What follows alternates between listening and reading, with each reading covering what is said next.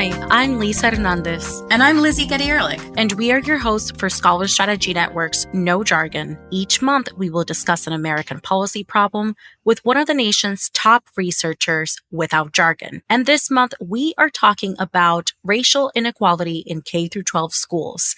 And it's back to school season, Lizzie. It sure is. It's back to school season. I have a child in elementary school and starting preschool. You have a little sister in elementary school. We are all talking about public schools in Florida and Massachusetts, kind of what people might think is the opposite ends Polar of the opposites. And yet, you know what unites them both? Racial inequality? Probably. Oh, there we go. There's going to be other things too, I'm sure. I'm just saying, I know that this is a pervasive problem in schools all across the states, regardless of what the demographics of those states actually are or other laws about them. It's a real thing in America with quite a history.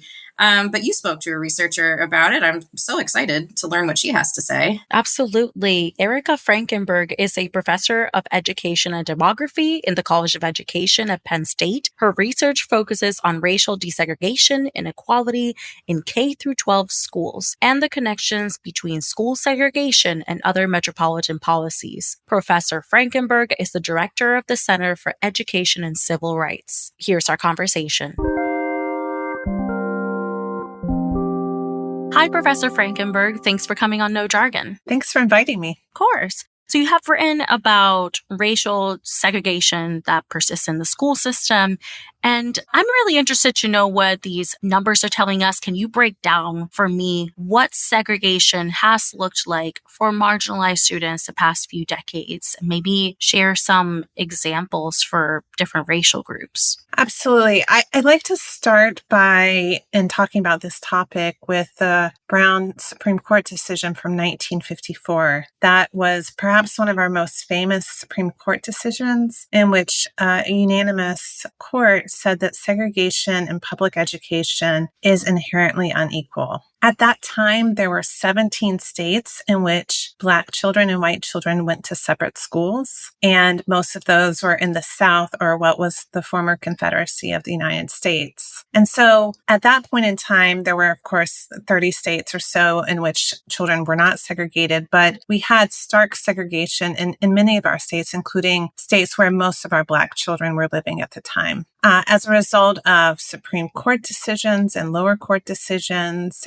as well as efforts by other branches of the federal government, notably Congress in the 1964 Civil Rights Act, the 1965 Elementary and Secondary Education Act that increased education funding from the federal government. We finally saw a dramatic improvement in the South, and by 1970, Black and white students were actually the most integrated in the South. So a pretty dramatic change in a little over 15 years of effort. And then what we saw in the statistics using federal education data is that for several decades, Black students were going to majority white schools more often in the South than in any other region of the country. And this really sort of was increasing from actually before 1970, but 1970 as sort of when Black students in the South became more integrated than other regions, and had been increasing really through the late 1980s. And then really after 1988, we've seen a sort of steady decline in the percentage of Black and Latinx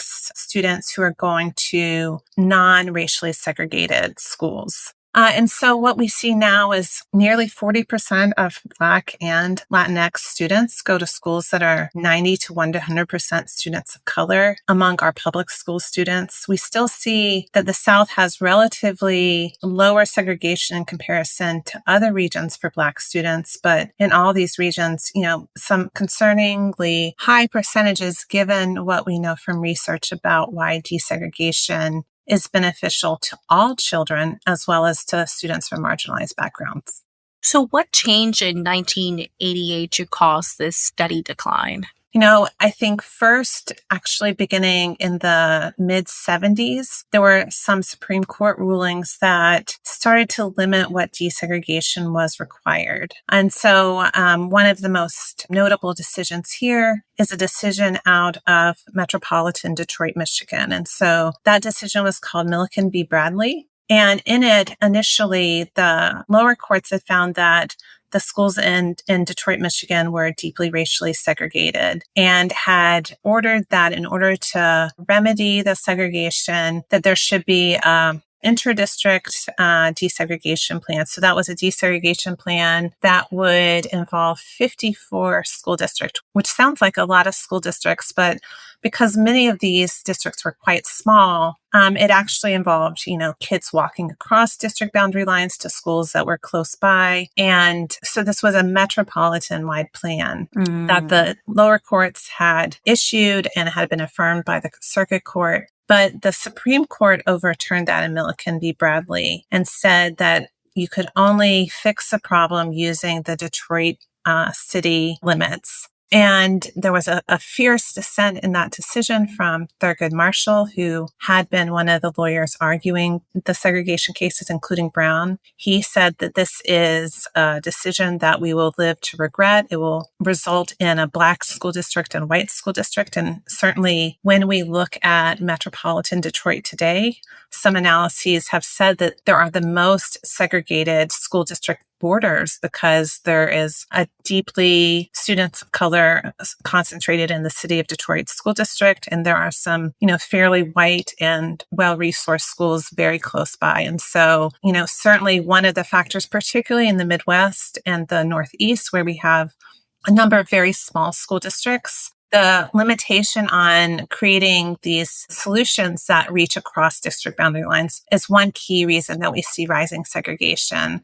And then beginning in 1990, the Supreme Court issued another set of rulings that sort of relaxed what districts had to do to show that they had fully complied with desegregation. And so starting in the early 1990s, we had hundreds of districts that ended their desegregation order that was overseen by the court. Now, that didn't mean that they had to end what they were doing. They could voluntarily keep integrating, but not all districts did because they weren't required to anymore. And there has been some research showing that particularly in the South, has had really a substantial impact in the extent to which Black students are going to more segregated schools. So I'd say Supreme Court decisions and then lower court decisions interpreting those is a key factor. And then we also have seen a rise of school choice since the early 90s. Charter schools, for example, began in 91 or 92, and there are deep levels of segregation in many charter schools, although not all charter schools. And so there are a number of different factors, both legal and policy-wise, that I think help to explain the patterns we see today. Could you talk a little bit more about, you mentioned the metropolitan plan and basically how segregation is seen a lot in metropolitan areas. Does that mean that segregation is mostly a metropolitan issue? Are you seeing it less in maybe rural settings?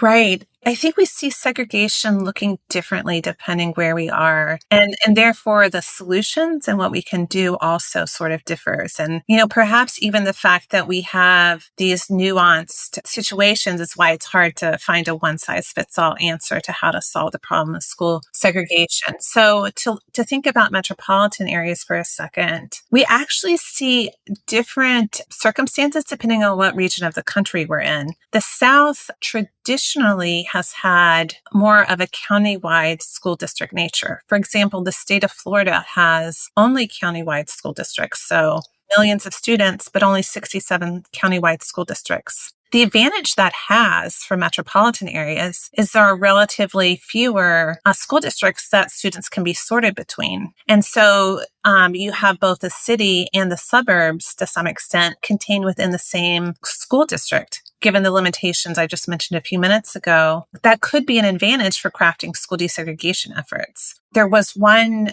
district in Louisville, Kentucky, actually in the mid-70s, that the courts ordered a consolidation of the city school district and the county school district. The city was largely Black. Louisville, Jefferson County surrounding it was largely white. And so they consolidated it and then formed a desegregation plan. And in fact, Louisville had some of the longest running substantial desegregation for decades after that. And I really think that merger into a countywide system was an important underlying foundation for that. So I think when we think about metropolitan areas, the extent to which diverse populations are captured within larger school districts is an enabling factor to make school desegregation more likely to be successful, although it certainly isn't the only thing. And I think that's also where other metropolitan policies fit in. So if there are metropolitan housing integration efforts, under the Fair Housing Act of 1968, for example, or there are transportation policies that enable populations to move back and forth more easily, those are all factors that can make the efforts of school desegregation potentially more easy. When we think about the Northeast, I live in Pennsylvania. I think there was a study about a decade ago that looked at the extent to which segregation in metropolitan Pittsburgh and Philadelphia was due to district boundary lines. And over 75% of it was due to segregation across boundary lines, because in the county that has Pittsburgh, there are over 40 school districts alone. And so those are often small and somewhat homogenous. So if we were thinking about that differently, if we had one school district instead of over 40, there could be different opportunities available to craft desegregation policies. And so, I think it's both in metropolitan areas, to what extent are cities and suburbs, and even now outer suburbs, contained in more heterogeneous, larger school districts? That's really important to consider. In rural areas, certainly there are sometimes issues of scale that come up because they're sometimes less sparsely populated. And again, when we think about rural, and I've done some work looking at racial change and segregation in rural school districts, we actually have very different types of rural areas. Again, here in the Northeast, rural areas, and in the Midwest, it predominantly means largely white, although there are some areas that have an influx of Latinx residents. In the South, of course, many of the rural areas are Black. And again, here we can see the use of private schools or other types of school choice can also exacerbate segregation in these less densely populated spaces. And we can also see the formation of new school districts can also carve out some areas that want to remain separate from sort of the larger area. And so there are a number of different ways, even given these less dense areas, that there can be stratifying mechanisms that get put in place. And could you expand on that, how privatization of education maybe exacerbates the segregation in school districts? Right. And so privatization can encompass a lot of different forms. I guess I'll start by sort of laying out how I think about what that even encompasses. Privatization can look like the formation of, it can be certainly going to private schools. And that, I'll say,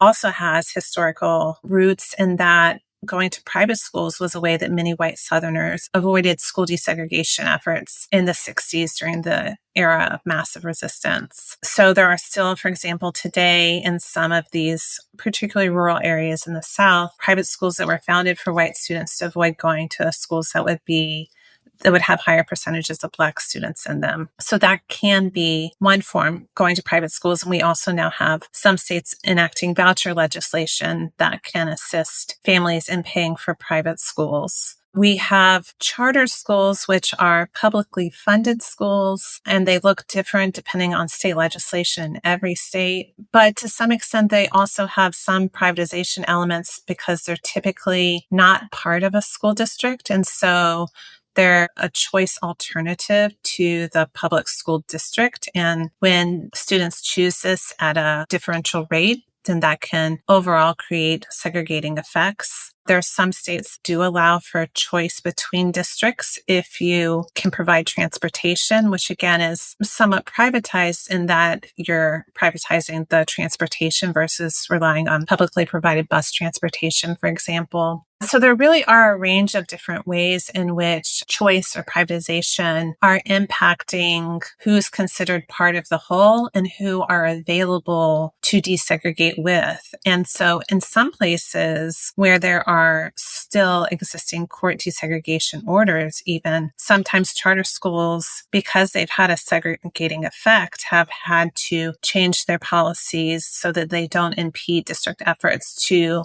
fully desegregate.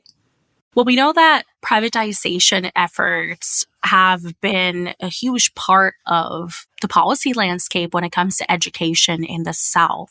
Are there any other patterns that we should keep an eye on when it comes to the education system? Right. One of the topics I mentioned earlier was the fact that the South traditionally has had more countywide school districts, which can be a helpful foundation for crafting more effective desegregation policies. In the past couple of decades, we've seen an increase, particularly in the South, of new school districts that are forming that are breaking away from these larger countywide districts to create smaller districts, which are often homogenous and typically are disproportionately whiter and more affluent than the district that the communities are leaving. And I would highlight this as a sort of factor to keep an eye on, because this redefining the sort of what the public is from this larger, more heterogeneous to smaller, distinct, homogenous groups has real implications for the flow of resources, as well as for the extent to which integration can occur. And so some of us have written about this and talked about this as sort of a new form of secession that school districts are having. It's a way of using school district boundaries to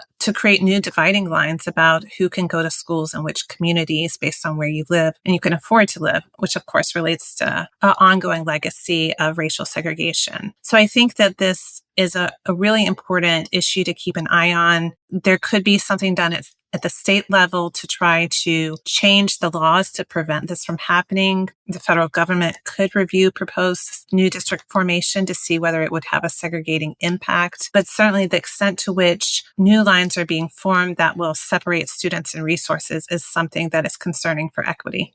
Let me tell you, I'm in Florida, and you mentioned Florida as one of the examples. So I've been like, we do have, I went to a magnet school. So all of this is ringing a lot of the alarm bells. And I'm already concerned about living in Florida and having a 7-year-old little sister going through the school system right now. So thank you for bringing these issues up. Now I have more things to share with my mother. Well, I will say I grew up in Southern Alabama, and my district didn't do a lot of things right. In fact, it did a lot of things wrong, which is why I got interested in this topic. But I went to a magnet school that was created 25 years after they filed the initial desegregation case, and they waited so long trying to prevent any desegregation from happening that they had to design it sort of according to what we knew to try to prevent all the bad things from happening. And so my magnet middle school was, to this day, the most integrated experience of my life. And that is one example. It can be an example of using choice to integrate.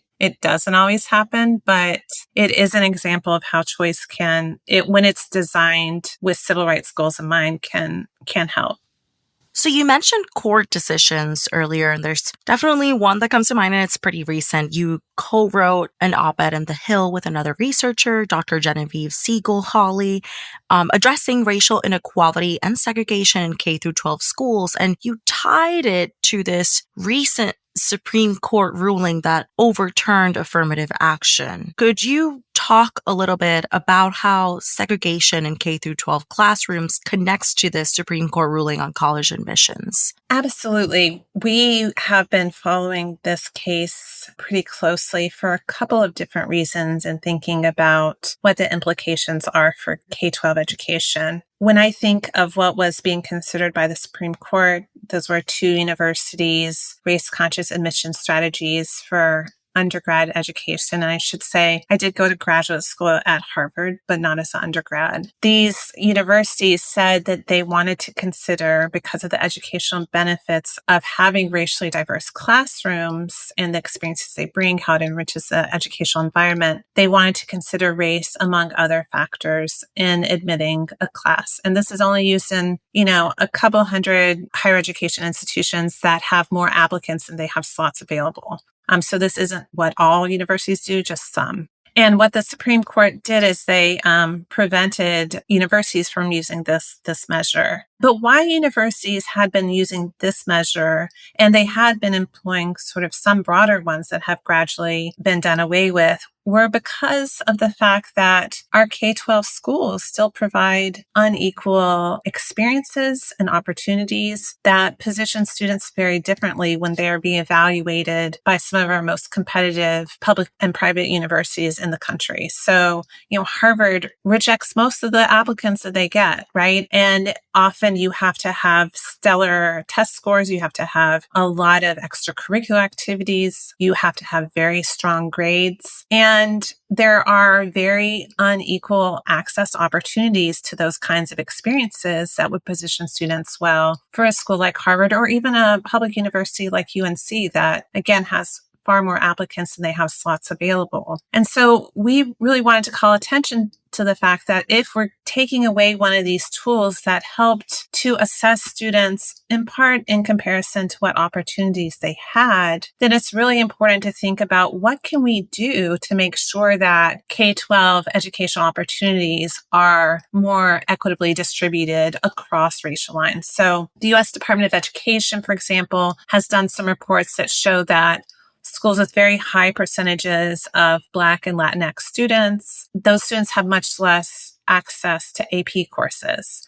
And having more AP courses can make you look like a stronger applicant in some of these competitive admissions processes. So how can we provide more equitable access to AP courses or extracurricular activities or really well-qualified, experienced teachers who can help students even think about what they need to do to be prepared to apply to some of these colleges or even know that some of these colleges exist? School counselors are very inequitably distributed across schools depending on things like student composition and segregation. So we really need to, if we're taking away tools from higher education that in part could try to evaluate the extent of inequality that exists in K-12, I think it's incumbent on us to think about how can we do a better job to provide more integrated K-12 experiences and more equitable access to these opportunities that really matter for students' learning, but also ability to get into some of these most competitive higher education opportunities. So I'd like to talk about policy changes that you wish to see in the years to come for racial desegregation in America's schools, and also how current policies can be better implemented. Yes, I think a lot about how could we change things to build a more integrated, equitable future. I think it's work that all of us, there's room for all of us in this effort. And so I invite listeners to think about how they can do it, whether it's at their local level or thinking about more regional or talking to their state or federal legislatures. So I think the good news is that there are lots of different things that we can try to do, and working comprehensively on a solution will take all of us. Let me just also, before I get to solutions though, one other challenge just to make this more complicated is that there was a Supreme Court decision preceding the affirmative action decision 15 years ago that limited voluntary integration efforts in K-12 schools. And that's a really important decision for us to also just think about from the K-12 context, because, I already said that the number of districts that were being required by courts to do things were slowly dwindling, but they also then put some restrictions on what K-12 districts could even voluntarily do. And so, I gave you the example of Louisville, Kentucky in the 1970s that had to merge with the county district. Well, in this 2007 decision, the Supreme Court actually limited what Louisville as well as Seattle Public Schools were doing to voluntarily create more racially integrated K-12 schools. These districts had read the social science research, believed in the educational benefits of racial integration. In Louisville's case, they had been through the long history of efforts to undo segregation, and they believed it was an important community value that they wanted to maintain. And what happened was the Supreme Court said the way in which the school districts were considering students' race was impermissible. And so Louisville actually went to sort of a multifaceted thinking about both racial diversity as well as economic diversity of where kids live to try to maintain some integration. And so I mentioned that in thinking about what we can do. We've already had some voluntary efforts limited in K-12. Hopefully there will not be any effort to think that what the higher ed decision means hopefully will not affect K-12 voluntary integration efforts. But I think one important thing to keep our eye on is the extent to which K-12 is still taking advantage of the flexibility left under this 2007 Supreme Court decision. So continuing to think about voluntary integration efforts, support school boards in saying this is an important value. There are educational benefits that social science shows of having racially and economically integrated schools. And we want our community to think about this, whether it's if you have magnet schools in your community, think about how are magnet schools creating racially integrated environments, or if school boundary lines are being redrawn, which they're done all the time for reasons that don't relate to race or segregation. Like, there's a school in my community that's over capacity. My children's school is under capacity. So they are considering whether to redraw some of the boundary lines. Well, when we redraw boundary lines, we can also redraw them and think about, will this also help to further integration in our community? We can think about, are there housing efforts that might support school districts so school districts aren't doing this work alone? And there is right now a rule that the Biden administration is considering about how to affirmatively further fair housing that could help to support community integration of housing that is also asking these community housing partners to think about the connection with education. So supporting those cross-agency links in your community, as well as the federal and the state level, are critically important. I think too, really thinking about the choices we're making. How are we thinking about policies? So state level policies with respect to some of the choice and privatization that I mentioned earlier are really critical. I think supporting racially diverse teachers can help us build on the benefits of racial integration, or can help to advocate for it. And so I think there are a number of different ways that we can think about this. The last thing I'll say is connecting integration efforts to some of the school resource issues is really important. So I talked earlier about how the schools that are racially and economically segregated are often schools that have fewer educational opportunities. This doesn't have to be the case. And so I think really thinking carefully about the future in terms of that the students we're educating today will be our citizens of tomorrow. They will be contributing members of our workforce, and how, we really benefit when everyone has these rich opportunities, and thinking about ways we can try to equalize funding. We can try to work more regionally on letting students equitably cross boundaries if it will help to integrate schools and have more access for historically marginalized students. I think those are all ways that can be really important. I do think we need efforts from our federal government, though, and we've seen some efforts from the Biden administration to respond in higher education in terms of the recent Supreme Court decision. I think continuing to think about how we have tools like the Civil Rights Act that was used in the 1960s to further desegregation can be implemented in ways that I think today could help further desegregation in the 21st century. So I think we could think about ways of providing much more technical assistance. There are over 10,000 school boards, and many of these people are voluntarily elected, and providing support to them about why desegregation matters. What questions should you be asking when you're redrawing these boundary lines? What do you think about in terms of school choice? All of these ways in which I think state and federal governments can really provide more technical assistance and support to the local level in making decisions that would further integration, because I think there are many people who care about this issue and simply don't have the expertise or the time or the knowledge to be able to do this. And this is certainly a place that social scientists can partner with their local districts to say, this is an issue I care about. Here are some tools that I have that would help your district in making decisions moving forward. And so I think there is room for all of us in doing this work together. Absolutely. And I really appreciate you sharing this issue as a multifaceted issue, especially when it comes to all of the different kinds of solutions that we need to implement in order to address school segregation. So I appreciate you sharing, and I want to ask if you have any closing thoughts. I have increasingly begun, when I teach about this to my students or talk about it to different groups, to connect this work that we're doing in public education to sort of our democracy writ large. One of the rationales for the decision in Brown in 1954 was because of the importance of educating future citizens. And I do think that this is democracy work that we're doing and thinking about providing our children access and experiences with people who are different from their own lives. That can help to enrich their empathy, perspective taking, and will help lead to our future citizens who will do the work of democracy across these multiracial lines. That is our present and is our future. And so we're at a time in which we see a pretty substantial demographic transformation taking place across the U.S., and our institutions at all levels are struggling to adapt to it. And I think what we invest in trying to make our public schools more equitable and integrated will have long-term effects for the future of our democracy. Thank you so much, Erica.